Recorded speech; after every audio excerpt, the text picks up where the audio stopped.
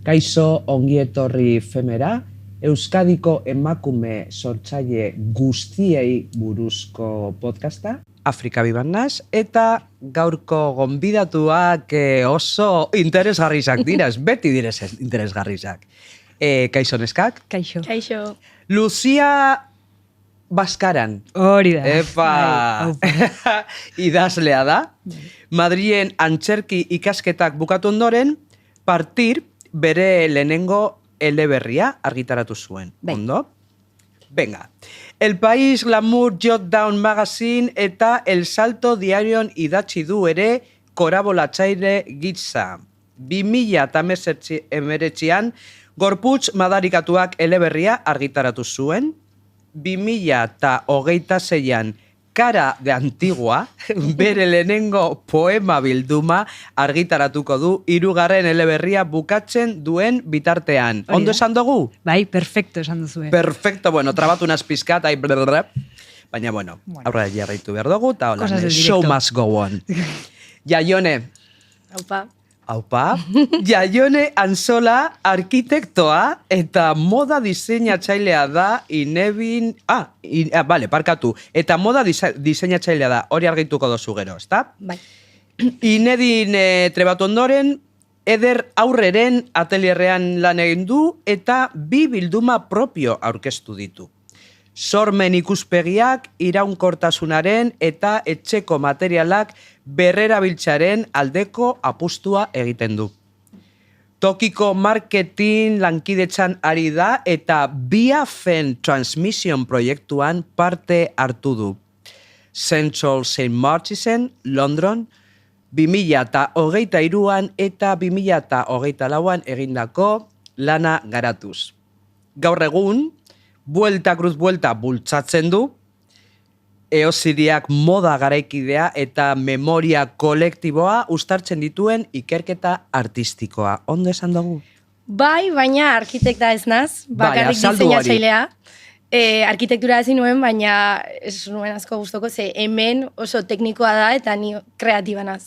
Orduan, alde batera utzi nuen, eta bakarrik diseinu, modan jarraitu nuen, bakarrik, diseinatzailea naz. Diseinatzailea zara. Badaukat el punto hori de, teknika, patroiak egiteko ondo, ze daukat como el punto de ver, baina horrek emondotzu arkitekturak, baina hori bakarrik. Listo. Ze ez dago gehiago. Ez da bitxi. Ez da gitzi, a ver, ondo dauze, patroiak egiteko, bizioa daukat, baina jazta. Baina, bueno, horretarako, eta listo, bale? Argi geratu da. Ez da arkitektoa da, moda diseinatzailea. Eta orain neskak ezauek ezagutzeko pizkat, konfesionario, atala, bueno, neuk ipini dotzat izena, bitxikeriak kontatu mesedez zeuei buruz, bale? Bale. Pare batero bakoitzak. Nire bitxikeriak eski, klaro, inork ez nago ezagutzen, ze berrianaz. Berria naiz. Berria naiz. Zea, uste, moda munduan, oraindik ez naiz, asko atera, orduan, kaixo, Jaione naiz, eta diseinatzailea naiz, kamisetak egiten ditut, mensajeekin, osea, zuk eskatu aldi dazu, baina divertigarria izan behar da. Eta ironikoa. Vale. Zani adibidez, egiten ditu, dekot bat dela, soy supermaja, eta nik ez naiz anbaja. Bazea. Bueno, baina hor dago como gauza, no? En plan... Vale. Hori izan da bitxikeri bat. Vale. Interesantia, eta beste bat? A ber, zezak dezaket, eske, no sé. Hain artistanaz, que ere abeslaria izan nahi dut, no? Abeslaria izan nahi dozu? Bai, hori da nire amets frustratua. Vale, ondino dekozu denporia izateko gaztia zara. Bai, hor dago, bai. Izango zara, ote bat eta... Agian bai, no? Jazta. Oso, ondo. A ber, zeure bitxikeri pare batero. Nire euskalduntze prozesua hasi izan 27 urte nitula, hau da, nire etxean erdaldunak dira, eta 26 urterekin lagun euskaldunak egin nitun, eta horrek, eta gainera konturatu nintzen nire ingeles maila, nire euskera maila, baina asko saltuagoa zala, eta pentsatu nun ez dut nahi. Eta euskera zitzein nahi dut nire lagunekin, eta, bueno, akatsak egingo ditut agian, hitz egiterakoan ze gazteleraz pentsatzen dut eta gazteleraz idazten dut momentuz. Momentuz, oso ondo. Baina bai, nire euskalduntze prozesua nahiko berandu hasi izan. Eta oso ondo zoiaz. Eskerrik asko. Benetan, Eskerrik oso ondo asko. gaitzen dozu. Bai, Orduan badagozu, kontutan hartuko dugu, nube bai, Euskaldun berri izan naiz, ondala asko, baina Euskaldun berri ja nintzan. Bueno, ni A ber, zeue bai? Bai. Amen, danak, pues ya está. Ondo, lehenengo konexio ja, vale? Eta beste bitxikeriren bat? Eta beste bitxikari bat da flamenko zale amorratuan egizela. Wow. Eta flamenko dantzatzen dut, ez profesionalki, baina hori da nire hobia. Bai, eta pila gustatzen jatze dantza egitea, ze burutik ateatzen nau, beti nau idazten bakarrik, eta burutik ateatzen nau, eta dabe bai, sozializatzeko esparru bat, danak emakumea gea, eta oso potentia da ez dantzatzea beste emakumekin, gainera flamenko dela, soinua ateratzen dozula, oso potentia da, eta bueno, hori, nere profesio frustratua da flamenko. Izango zara zue bai. Izango zara dantxaria edo... Oso zaila da, flamenkoa. Badakit. Oso zaila da. Bale, interesantia. Zaila eta politxa. Eta politxa, bai. Bale, ordun bigarren froga egingo zuet. Etkarri dozu zeo zer, ez zeuentzako esanguratsua dane zerbait, atara pizkat, eta saldu zergatik aukeratu duzuen hori, ekartzen eta ez beste gauza bat, ez zer suposatzen dauen zeuentzako eta olako gauzak. Nik ezin dut atara, ze gainean daramat. Da, gona hau. Ala! Dera, tejido bat, aleatorioa, bueno, ez aleatorioa da, kortina batzuk dira, amamaren etzetik hartu nituen, eta orduan da mostratzeko pizka bat ze egiten dudan nik. Oso ideia ona. Orduan da, nire, jarri dut, eta jazta. Botoi batzuekin, falda berri bat dekozu, eta kalera joan zaiteke. Ondo. Baina, eta gainera, beti nago... Zabalduta ero frajekin erabiltzeko, ez? Zeuk egiten duzu moduan. Gaur bai. Baina nahi duzu moduan egin daiteke. Sarratuta dau, sarratu aldozu eta dana. Bai, eta jazta. Ze politxa. Eta da, enkaje, atxikedoa hilatuta nire proiektuarekin, ze gehienetan lan egiten ditut, onelako tejiduekin, eta hori da. Proposena, vamos. Ta, zeuria? Nire flamenko zapatak ekarri ditu. Ze ondo, ze politxak asko gustatzen jataz flamenkoko zapatoiek. Bai, bigarren eskukoak dia, bueno, jaionekin hitz egiten, ni ere komentatu dugu, ni oain dela ja urte bat baino gehiago, hasi nintzen, politikoki iruditzen zitzaidan, gauza berriak, batez behar arropa, erosteak, ez daola inungo beharrik, eta bigarren eskuko gauzak hasi nintzen erosten, eta niretzat zapata hauek oso bereziak dira,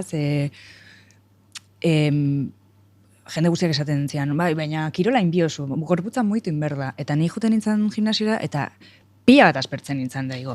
Beste modu bat egon berda gorputza muitzeko, ez? Eta dantzan hasi nintzen, eta niretzat oso garrantzitsua da, nire bizitzaren atal oso garrantzitsua da, lehen osan dudana, ez? Burutik ateatzen nau, beste emakumeekin nau, eta horregatik ekarri ditut.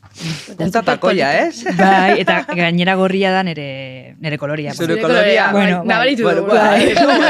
Ez gara konturatu. Ze ondo. Da, zelan harrapatu zaitue honek gonbidapena hona tortzeko, lanpetuta, bueno, emozioiagaz, suposatzen do, espero dut baietz, eta ze momentutan, zertan ari, bai? Ni hori nago proiektuarekin, nire esposaketa bat dekot, azaroaren 21, han sartuta nago ez deko dela beste gauza.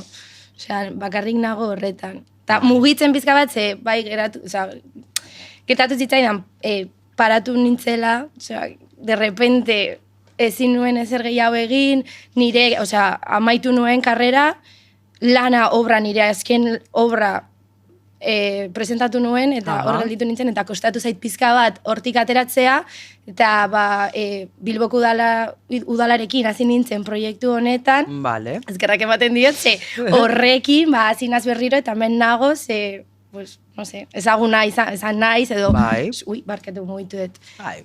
Bueno, hor nago, no? Nire lekua bilatzen. Hori, bali. Básicamente horretan. Horretan gabiz, Dano, ondino ez topan horia, eta denbora asko daro tamen. Da, zeuk, zelanean? Ni bukatzen nahi naiz nire 3. eleberria. Jaionekin bat nator, ni sekulako blokeoa ekin nuan.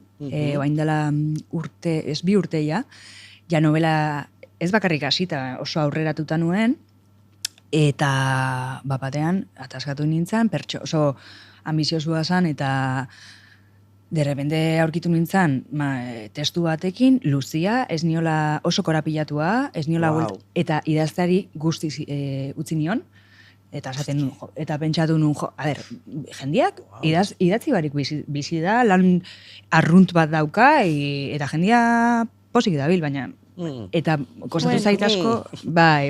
Baina badaude posik, bueno, bai, baina ni pentsatzen, la gente vive sin escribir, ez? Osa, ez da SB pasatzen. Eta idazteari laganion, baina historiak etzian usten. Osa, nik ustete idazleok oso pertsona obsesiboak galela. Bai, porque bestela ez dezu liburu bat idazten, esan nahi. Bai, izan behar. Eta historiak etzian lagatzen. Eta momentu baten pentsatu nun, ez baldin badaut idazten, honekin, oza, ez da nere burutik ateako. Orduan ja, tipo por salud mental, oza, idatzin bion liburu hau. Eta asko kostatu zait, bueltatzea, toki batean, idazkera berriro disfrutatzea. Bai, ondino ez. Bai, oain ja bai, porque hori izan da nere... Hau da, ni idazten dut, porque txikitan asko gustatu zitzaidan idaztea, baina derrepente 2 liburu argitaratuta gero, kriston presioan, ni nire buruarekin, osea, inorketzian ez errezan, baina derrepente kriston presioa jarri nun neure buruan, eta hori, blokeau nintzen, eta kostatu bueltatzea toki bateran idaztea zoriontsu egiten dit. Eta ja bueltatu naz, eta oso pozik nao, bai. Welcome. Eskerrik asko. Hori zaila da, bai. Zaila da. Azkenean, hobi bezala, azten zara egiten, no? Azten zara da hobi, eta derrepente zure lana da. Hori da. Niri gertatu zitzaidan hori, eta horregatik izan zen blokea de. Osa, nahi nuen heldu etxera, eta, egon, ez zertan pentsatu, meterme la kama y ya. Bai, zure espazioa, zure lana bihurtzen da. Bai, horre... aldatzen direz gauzak. Bai. Eta zeuek zelan sentitzen duzu, zelan esaten duzu, ideia hau proiektu bat bihurtzeko ez dakite pena merezi dau, ez? Ideia asko izaten dugu egunian zehar. Eta batzuk botatzen dugu, alde batera izten dugu, eta beste batzuk esaten, hau kanta bat izango da, hau izango da, liburuaren prologa, ala, zapata honekin egingo dut, ez daki zer enkaje de bolillo zero nahi dozuna. Zelan konturatzen zarie, hau da, zer kemoten dotzu gorputzian jakiteko, aurrera jarraitu behar dut honekin. Beti esan dut, liburu bat idazten nahi izanean, ideia guztiak dira honak. Dana, idazle ez den pertsona bat eta idazle baten diferentzia da, idazleok dana puntatzen dugula. Dana. Orduan, ideia danak dira, eta gero ja, editatze prozesu hortan, bai, kentzen dozu, baina ni ideia guztiak apuntatzen ditut, eta ez baldin ditut irabiltzen liburuan, Word batean lagatzen ditut, hori za. Agian, 5 urte barru, idei hori garatzen dut, edo gogoak dazkat, edo enkajatzen du novelan, netzat idei guztiak dira honak, eta danak idazten ditut. Zure kasuan, bai. Zure kasuan da holan, baina, klaro, da, mi pentsatu dezaket diseinu bat, adibidez. Hori. Eta gero, noa egitera, eta ezin dut egin. Así que hor dago, no? Limitea hori da. Nik diseinatu dezaket nahi dudana, eta gero ezin badute egin edo modelatu, agian patronetik atera oso zaila egiten zait, usten dut, eta hurrengo batean agian laguntzarekin, beste artista batekin kolaboratzen, egin dezaket, baina nire limitea da, nik ezin dozunean esaten dozu, ui, onaino. Ja, hemen ezin dute zer gehiago. Bale. Eta nola entrenatzen dozue zure intuizio artistikoa? Ito puntu batean zauzenian, en plan, blokeauta, zeran, hau egin behar dut, hau entrenatu behar da, ez? Ez galtzeko. Besteran errezena izango litzake, bueno, hortzen izten dut. Baina entrenatu behar da, momentu horiek blokeo momentuak ailegaten direnean, aurre iteko, ez? Da zelan egiten dozu ez hauek? Ni beste zozein. Beste zozein, ez? Bai pasiatu edo bai dantzatu, eta gero neure burua elikatu. Igual ezagutzen ez dodan artistekin, musika desberdinak entzuten, liburu desberdinak irakurtzen eta burutik. Eta gero pentsatzea, asko laguntzen pentsatzeak ere, ez dala hain garrantzitsua. Ez da hain garrantzitsua. Inork ez da hilko nik liburu bat idazten ez badot. Orduan da, como... Bai, eske eixa, ez da hain garrantzitsua. Orduan, lagunekin atera, beste... Bai, eta beste gauzetan egon, ez? Bizitzan egon. Ze dana ez dia liburuk eta... Bai, nada es tan importante. Beti esaten dut. Apuntako. Bai. Zeu, Ramon, esaldi bat apuntatzeko. Egiten, jarraiten, ezin dut utzi. Eta azkenean, ni maniki baten aurrean jartzen naiz, adibidez, tela batekin, eta hasi egiten, saiatu, probatu, ikusi berriro, agian forma desberdin batera altzen naiz, eta hori aldatzen da nire ikuspuntua, nik egin behar dut berriro eta berriro. Ezin naiz beste gauza batera pasatu, ze orduan nire burua egiten du pum, eta ezin izan dut atera, jazta. Fin. Ez, saiatu behar naz, eta agian beste gauza berri batera altzen naz. Eta gustako. Hau gustaten ja. Da, hori. Apuntauta bai, eske gaur, bueno, ja, apuntauta. Ta zelan neurtzen dozue arrakasta? Bueno, arrakasta. Zelan esaten duze, hau ondo egongo da. Kolekzio honek bilduma, gustaten ja, segurazki. Da kanpoko eritziak eta holan entzun barik, dinot, zeuen arrakastan neurtzeko, ez dakite, tresna ero, zelan egiten dozue? Nei gustatzen bazait, ondo dago. Wow, radikala, listo, venga, aurreko galdera. Bai, eske, azkenean, claro, eske nei gustatu bertzaite idazten dodana. Gero, kanpoko iritziak nik ez dakat inungo kontrolik. Orduan, idatziko dut, ni nahi dodan liburua, nei gustatuko litzaidake liburua irakurtzea.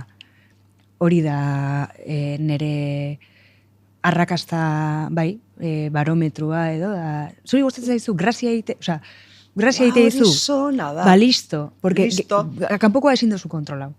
Ja? Bai. Oie, baina zaila. Zaila. Gero adinakin bai hori, bai, aldatze juten da, baina... Bai. Baina gisa da, saietzen gara beti hola, bestiak... Baina, eske hori gainera ezinezkoa da, porque ez diozu mundu guztiai gustatuko, hori da. Igual duz egiten dozun, orduan, ina ezuna. Bai, eta bizitza bakarra dakauzu gainera, osea... Bai, horretan, esperatzen dozu denbora ustizan, Ez da inorri hilko horregantik, ez? Bai. Da bizitza bakarra dekogu, bai, egisa da. Eta, nire kasuan da, familiar edo laguna ez den pertsona bati gustatzen bazaio. Ya está, hori. Bakarra. Oso polita hau, venga, ya está. Baina hori segatik pentsaten dozu, familizakoek agian, bakarrak izango direz... Egitza esaten dutzutenak, ez? Baina beti gustatzen zaie, no?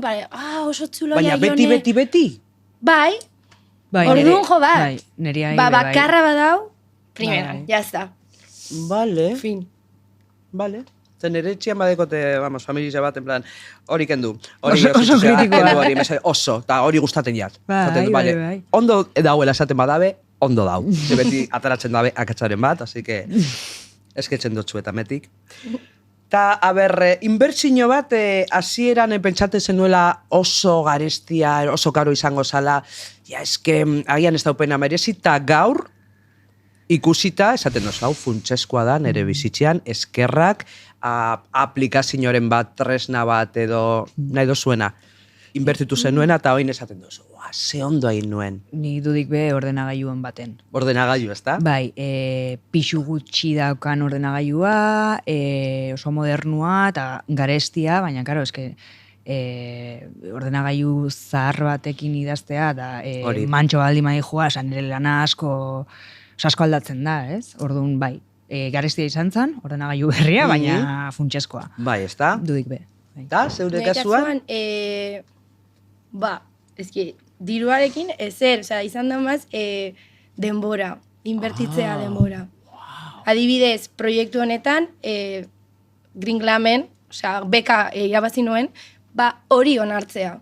Ze igual ez nengoen momenturik onenean, eta nire denbora hor inbertitzea, hori izan da, merezi da, bueno, oin ondo nago berriro, eta modarekin jarraitu dezaket. Bravo, bravo, denbora, ala. Danak esaten ordenadoria, makina bat, ez dakizer, denbora. Denbora, bai, ni bat ere nator, hori dirua, en plan, bai, denbora. Denbora, bat nator. eta zure denbora garezia da, orduan. Eta oso hori bakarrik, nik uste gatazka, gaur egungo gatazka da, denboraren gatazka. Ez da kaula denborarik, eta denbora beti daukagu, beti da guria. Ja. Igual ez geha sartzen olako filosofia. Bueno. Baina nik uste denbora dela gatazka.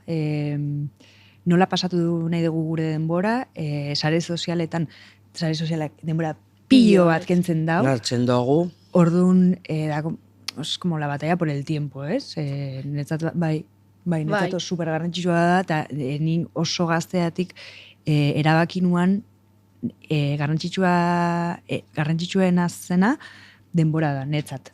Nahiago denbora eukitzia bai idazteko, bai lagunekin eoteko, bai dantza egiteko, dirua baino. Osa, dirua berdogu jateko eta bizitzeko, baina ez da nire lehentasuna. Nire lehentasuna da denbora neria izatea. Bai, egitza.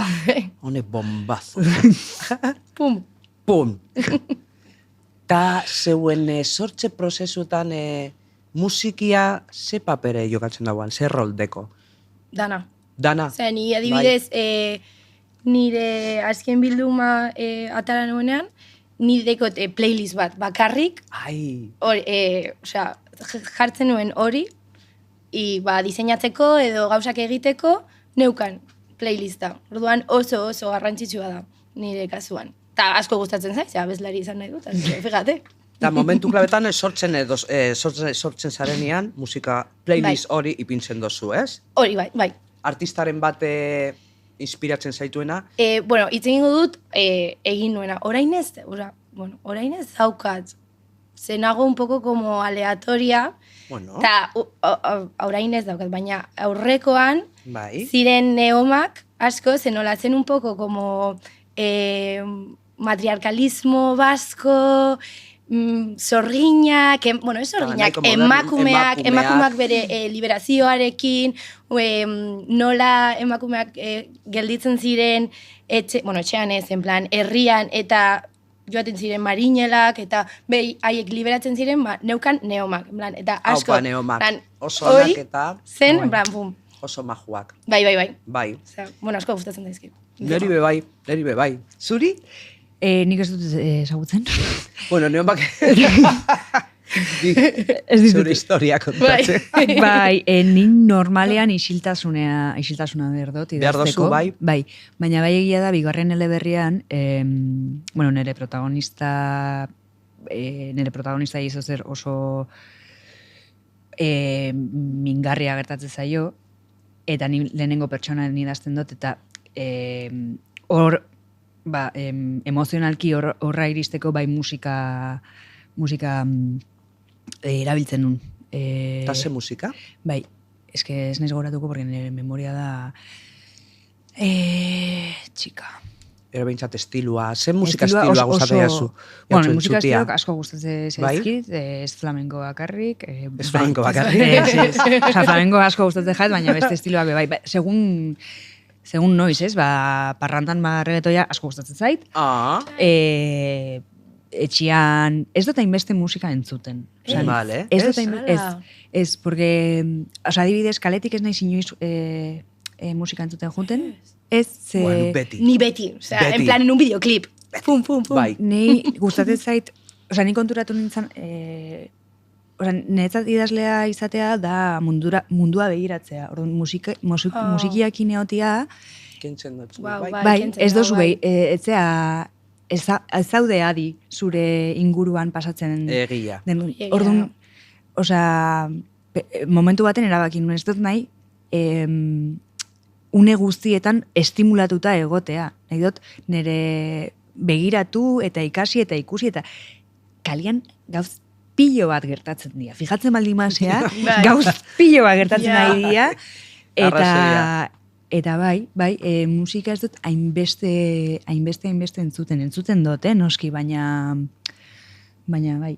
Ikuspegi ona, zeuria. Bueno. Ez que galtzen dozuz ez, zeure munduan geure pelikula eta claro, es que sartzen gara. Eta ez duzu mundua ikusten, ja. Da, nik horretarako itzen dut, eskapaitzeko realidadetik. Claro, bai, eta nik ulertzen dut, eta ni bai horregatik iten eban, baina momentu baten, pentsatu, ez dut nahi errealitatetik eskapatzea, nahi dut errealitatea aldatzea, eta bai, eta hori egiteko erne eta adi egon behar nahi zer gertatzen nahi da nire inguruan, eta nolan, bai, eta beste errealitateak ere ezagutu, autobusean zaude, kasku barik, eta normalian beti da elkarrizketa bat que está siendo increíble, tipo Kotilleoa nolan ez, autobusean nahi. Bai, baina de repente daude bi tipa hitzeiten, bi emakume agian zar hitzeiten feminismoa nola ikusten duen, eta hori kaskoekin galtzen dozu. Galtzen nahi zea elkarrizketa hori, eta da superinteresgarria. Bai.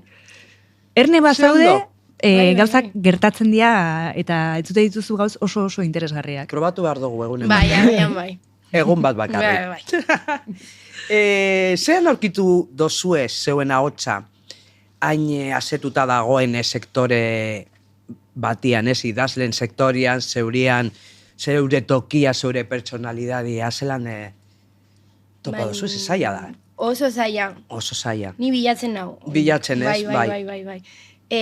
Azken finean ateranaz, berri, orain. Ordu nire lekua ez dut aurkitu, eta ez dakit oso ondo ze eman nahi diot munduari edo, nire inguruari. Zike bilatzen nau ni oraindik, baina niri, bilatze hortan niri iruditzen zait artistaren, nola esaten da euskeraz, como la forma de estar en el mundo tiene que ser bilatzen. Bilatzea, Porque toki bat aurkitzea finkoa da, baina... Igual ez dut inoiz aurkitzen, uste dut beti nire bizitzan egon naiz bilatzen eta bilatzen, así que agian hori da. Agian hori da tokia, bilatzea. Bai. Horretarako gauz bilatzeko, eta ikasteko. Eta probatzeko. Bai. Nei tokia nik uste zuk hartu behar dozula. Ez kanpoko norbait ematia, baizik eta tokia aztu gartu, ez? Eta nire kasuan, gaztian nintzen, hasi nintzen irakurtzen, nire adineko jendearen eleberriak, estatu mailan, eta pentsatu neban, nik hau baino hobeto idatzi dezaket. Eta, bai, orduan, nik hemen tokia dago. Beste ahots batzuentzat eta bai, horrela. Danontzako tokia dago, ez? Hori da. Eta ez baldin dago, egin tokia. Ze ondo. Bai, egin. Bai, tokia hartu. Hori behar dozu beti. Bai, gordeko dut hori. Batez emakumeak eta pertsona disidenteak. Tokia, patriarkala da. Orduan, eurek ez dute egingo tokia guretzat, guk hartu behar dugu tokia. Hori nire ustez, Bai. Nire ustez, bai. Bai. Guztiz ados, nago. Ta noiz baite lehundu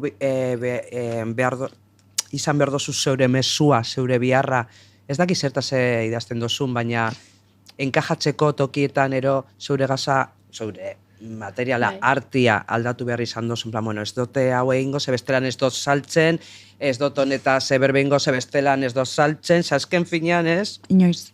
Nire lehenengo leberrian, biografian jarri nuen feminista radikala nintzela, Wow. Bai, tipo, osea, hau nik naiz, kostatzen bai dezu ondo, eta ez baldin zaizu gustatzen, ondo bai.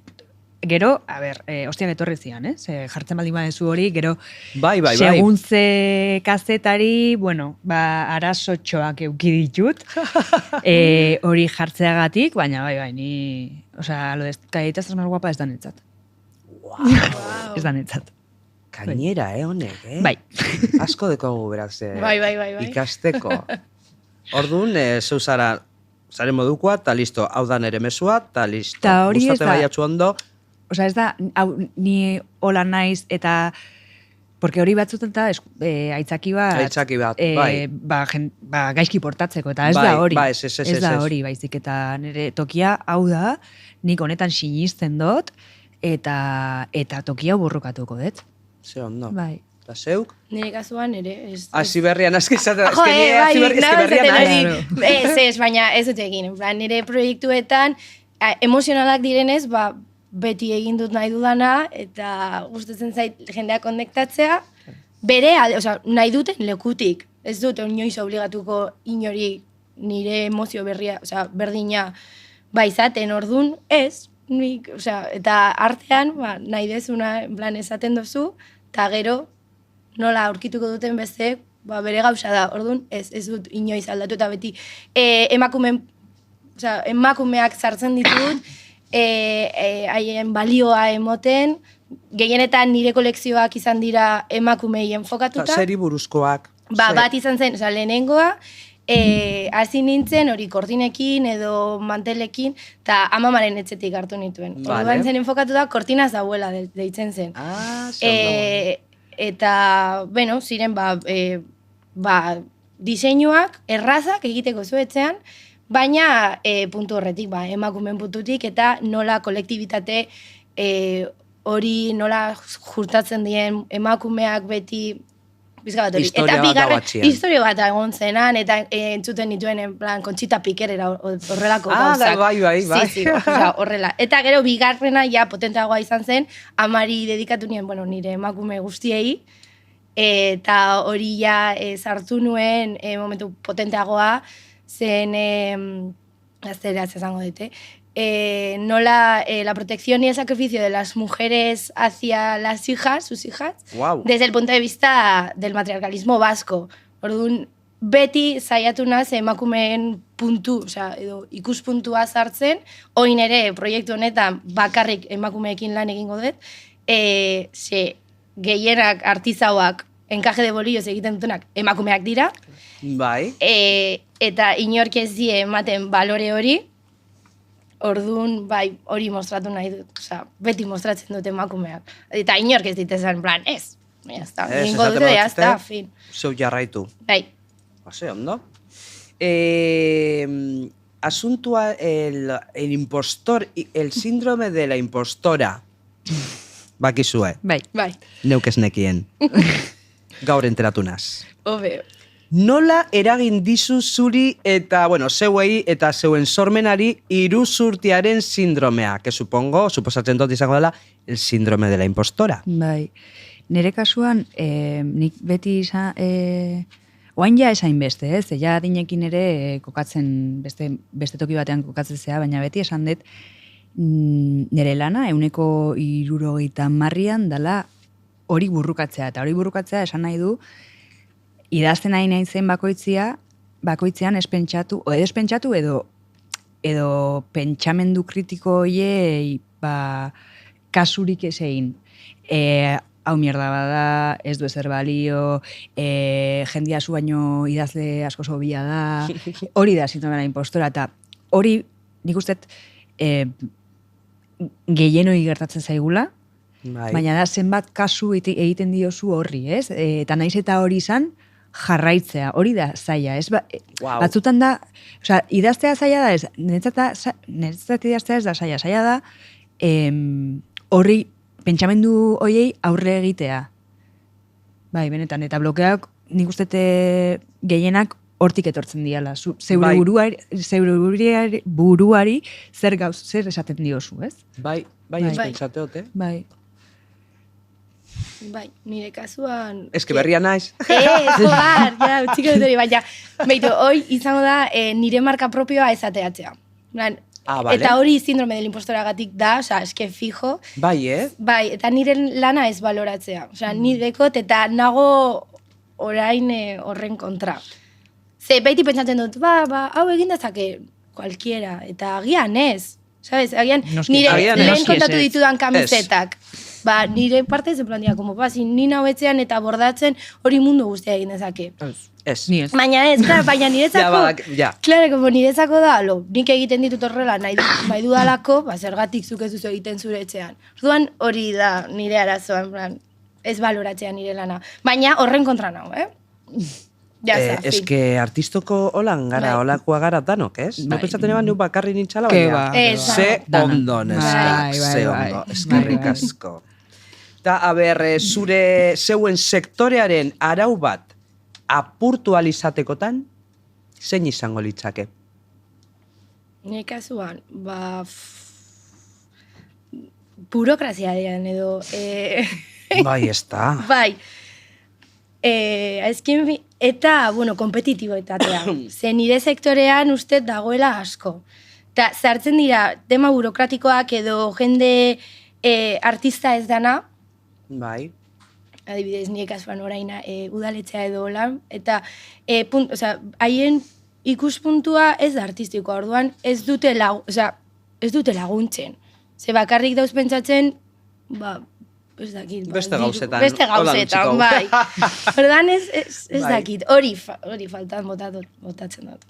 Oso ondo, interesgarria. Burokrazia. Bai,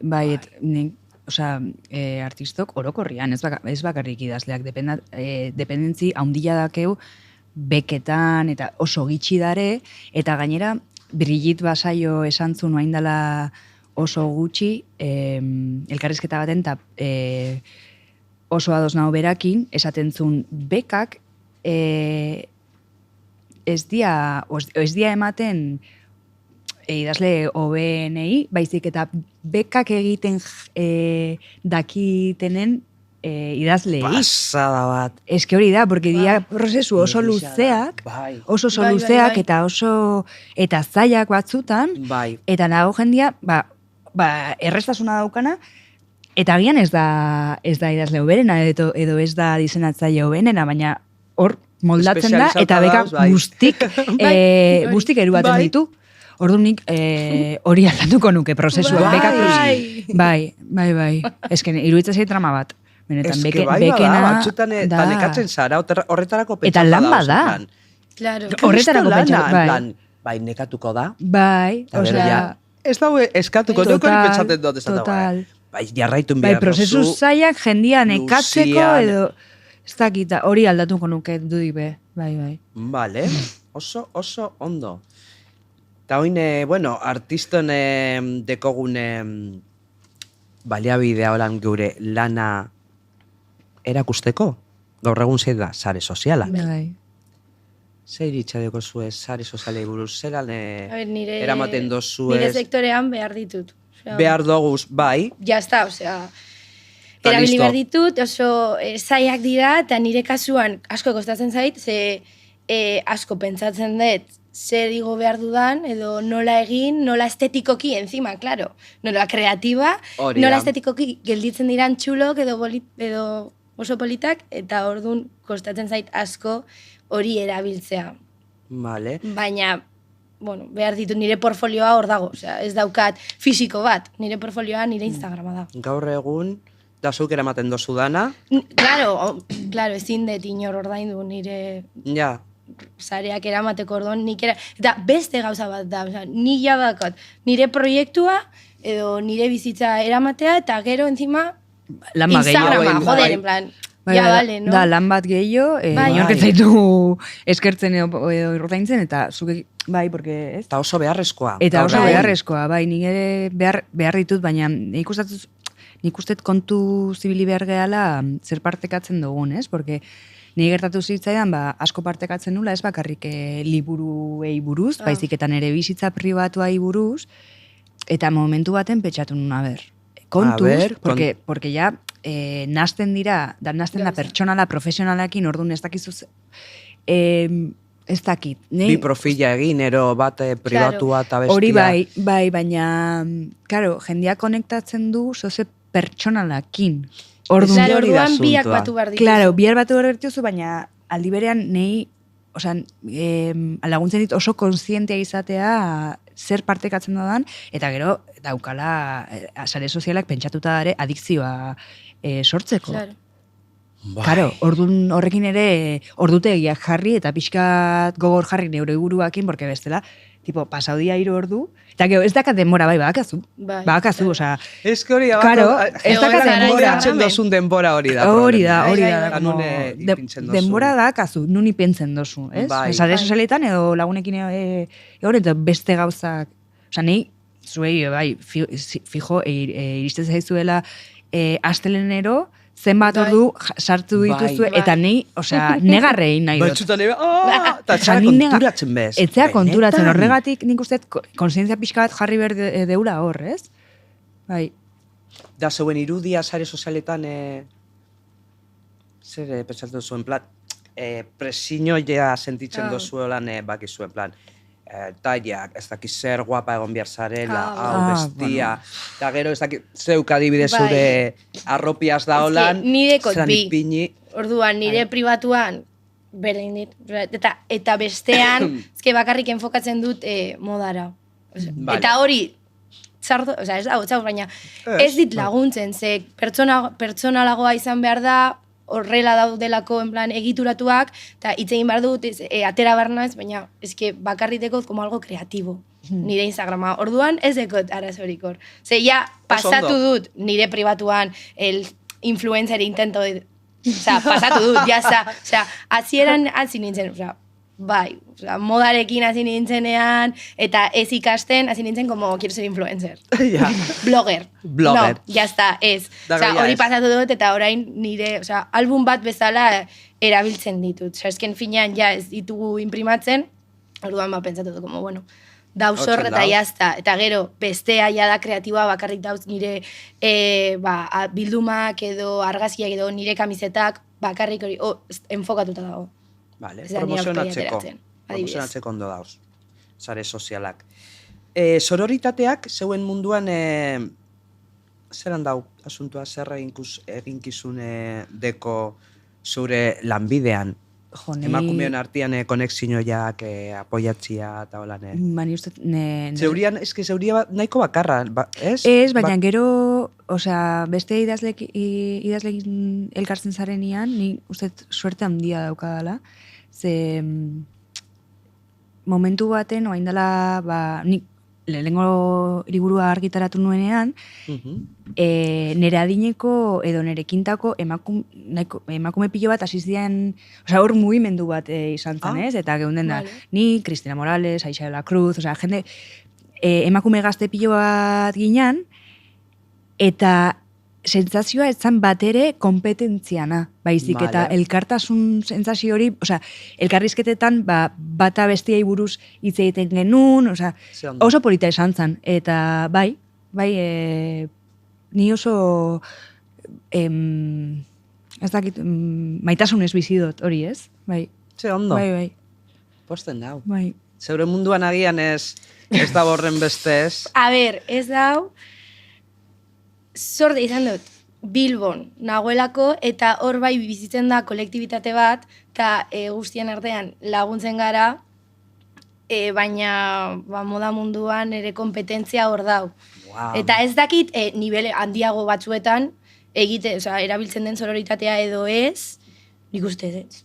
Baina oraindik ez dut ikusi, eta nivel txikietan, bai, nire inguruan, en plan, asko laguntzen gara, ni, en plan, ateratzen bazait zerbait, bidaltzen diot beste bati, edo laguntzen gara, bai, uste Bilbon laguntzen garela asko. Bai, posten hori. Bai. Ze, inoiz ez dakizu... Bai.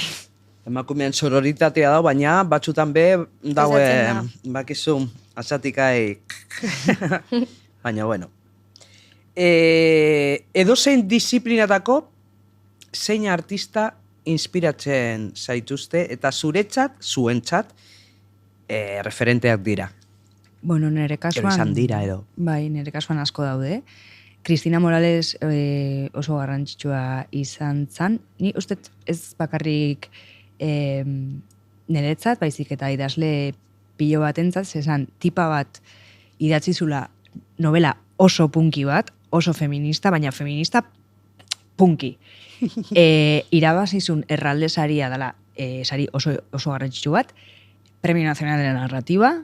Osa, de repente, hor ireki izan ate bat, nik uste nera bala itxita zehola, eta Kristinak nik uste zabalduzut ate bat, ni pentsatu nun, bale, osa, idatzi dezakezu novela punki bat eta oso politizatua, eta arrakastatxua izan ze. Eta, bai, netzat oso garrantzitsua izan zan hori, eta, bai, referente pilo bat azket, Alana Portero baina berak, bai, irekizun tipo ate bat. Ez, bai. Nahiko zaila ganera. Bai. Nik kasuan ere dekot. Baina, oin, ez dakit, oin aldatu dutelako, Maria Grazia Txuri zela Diorren diseinatzailea, eta orain ja ez da. Eta uste, en asko gustatzen zaidala, ze enfoke, oza, a ber, nola etzan, baina nola lan egiten zuen artizauekin eta gero enfokatu bere kolekzioetan, Dior marka izan da nola base. Eta jende asko sartzen zenarekin, ze oso komertziala zen, eta nahi zuten Gallianoren Diorra, no, efusibitatea, lokura, baina ez dakit, bera ematen zion como punto komertzial bat, eta hori ere ondo dago, bere politikarekin zaiatzen, ez dakit, nola, artizauekin lan egiten, eta hori esplikatzen zen eren kolekzioetan, orduan hori. Agian orain, ze izan zen como oso martirizatua. Segurazki. Baina diseinatzaile como super guaiekin, no? Alo, ai, es que Dior, no aburrimiento, tal. Ba, agian ez, osea, bere lana dago horatzean, eta emakume bat dau lideratzen, agian en plan renovando hori. Ze ondo, referentera bisak emakumezkoak, ez? Bai. Espiatzen gaituzte. Bai, noski. Noski baietz.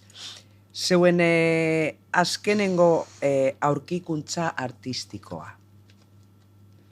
Edo zen disiplinatakoa. Bai, antzerki gintzan zen, antzerkitik nator, baina momentu baten antzerkia ikasita gero, konturatu nintzen ez zitzaidala bate gustatzen, tipo, osea, hau ikasi dut, casting, osea, publizitateko casting mierdosoak iteko, eta gustatzen ez zaidan pelikulak edo serie, eske, ja ni pelikulas, porque ez dakazu casting horietako akzesua ez dakazu. Yeah. Orduan, esan como, eske nik hau ez dut, nahi egin, beti da nik idatzingo dut. Eta bain dela hilabete batzuk, jo nintzen ikustera Las Nenas Theater, deiala konpainia bat, bi tipa osatzen duten konpainia bat, Kristina eta Ane, eta ikusi negan antzerkia, flipatu inuan, Torcides deitzen da. Torcides. Eta pentsatu nun, bale, olako antzerkia bai. Osa, bai interesatzen zait, bai gustatuko litzaidake egitea, orduan, egin zuten tailer bat, eurekin junitzan, menorkara junginen movida bat iteko, eta antzerkia bueltatzen nahi naiz, aiei esker. Osa, izan zan descubrimiento del año, bai, eta antzerkia bueltatzen nahi naiz, bai. Aiei esker. Aiei esker, bai, ze, erakutsi zidaten, beste antzerki bat egiteko egitea posiblea dela. Ez bakarrik gauz kasposoak, bi aldiz egindakoak, eta jende asko dabil, antzerki berria egiten. Baina eurek izan zen, tipo, estas tías están locas, tío, oza, tipo, bai, nola, nahi dut hori, bai. Ze ondo. Da, zeuria? Ez dakitia disiplina artistikoa den, esango dugu baietz, baina encaje de bolillos. Encaje de bolillos. Eta aurkitu dudan... Ze ondo. Guztia, mundu, dagoen eskututa. Daukate mundu bat hor sortuta, dela increíble, Osea, oso polita, haien artean nola erlazionatzen diren, eta hitz egiten duzu haiekin, osea, mundu bat da, eta inork ezagutzen, eta emakume asko batzen dira, adibidez, atzo egon nintzen Hondarribin, encuentro batean, encuentro den kajeraz, batzen dira, eta ni lehena, osea, atzo, bueno, frontoi betea, osea, frontoi bat betea zegoen, baina goatzen dut lehenengoa Iruñan izan zela, eta heldu nintzela ara, pues pentsatzen, tailer bat izango zela, 4 emakume edo 10, zakit, osea, no?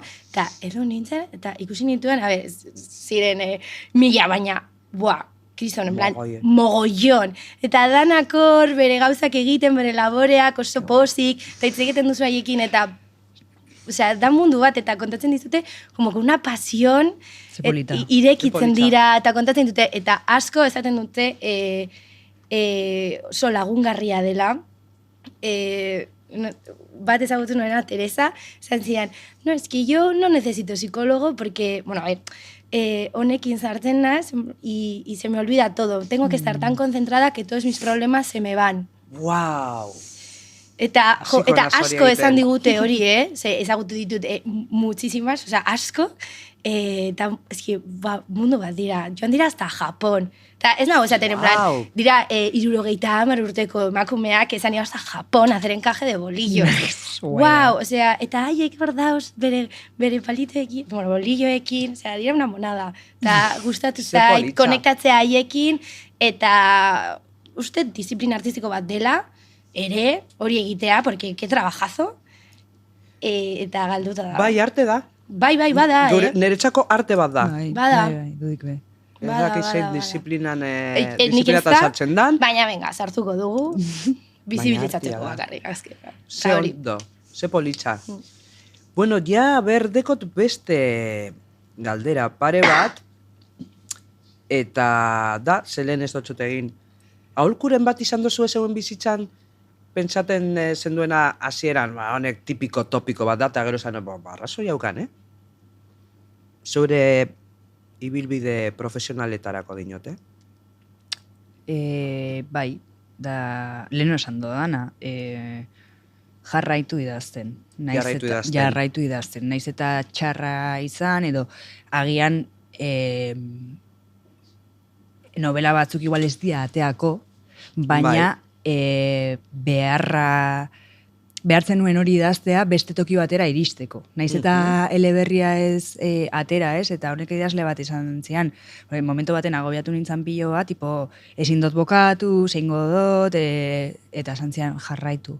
Jarraitu idazten ez novela, osea, laga novela hori kajoian, eta beste zeo zer egin. Jarraitu idazten edo zen gauza. Bai, zuk disfrutatzen duzun zeo zer. Eta novela hori ez baldin mateatzen ondo dago. Idazlea izatea karrera luzea da, eta karrera luze hortan gauzak, igual novela batzuk kajoian gelditzen dira, eta ez da ezer pasatzen. Bai. Eta ez da ezer pasatzen. Bai. Nik usuan mugitu. Mugitu? Baina ez eman, egin gauzak, erakutsi jendeari hitz egin, ze horregatik adibidez nago hemen, mugitu inaz, agian pentsatzen nuen, ezela inora helduko nire argazki bat edo nire kamisetak edo, eta hemen nago nire ezagut, osea, no? Osea, hemen mugitu eta zure lana mugitu une oro. Bakarrik hori. Mugitu eta bidaiatu eta ezagutu mundua. Bai. Mesedez. Ni bat nator jaionekin. Bai, ez da. Bat nator jaionekin, porque, osea, leheno egin dugu, ez? Osea, inork ez da zure etxera jungoatea jotzea. Bai, inork. Orduan, bai. Mugitzea. Ze ondo, ze politxa. Bai. Benetan. Amaitzeko, a ber, galdera bat, grabatu behar dozu, grabatu tautziko dozue, urrengo gonbidatuaren txat. Pentsatu dozu eze galdera egingo dozuen? Bale, pentsatu zuk, zeu bai pentsatu dozu. Ez. Bale, emongo txu ez, 10 segundu. Urrengo gonbidatua zein da? Ez dakigu, neuk ez dakit. Ez dakizu? Ez dakit. No, izango dan. Orduan, zeuk bota behar duz, bota galdera bat, zeuri gustatuko jatzuna holan eitxia. Nola da zure prozesu kreatiboa? nola da zure prozesu kreatiboa. Idei bat daukasuran, gero nola izaten dira zure prozesu kreatiboak eta desberdintasunak badaude batetik bestea. Niri asko interesatzen pila bat artiste guztien prozesua, porque bakoitzak bere movida dauka, edo bere rutina, edo bere tal, eta asko ikasten dozu rutina desberdinekin eta prozesu desberdinekin. Orduan, nire galdera da, nola dia zure prozesu kreatiboak, hori. Eta labur bildu zeuk azaldu peskate zuria? Galdera bota oso, da neukin gotxutzen. Aldatu da pilo bat, lehenengo liburuan adibidez, rutina bat jarri nion nere buruari, ziala igual du, baina egunero 1000 hitz edatze behar dituzu. Pase lo que pase. Pase lo que pase, egunero 1000 hitz. 1000 hitz. 1000 hitz asko dire. Ez dira inbeste, da horri terdi. Ah, bai? Horri terdi, bai.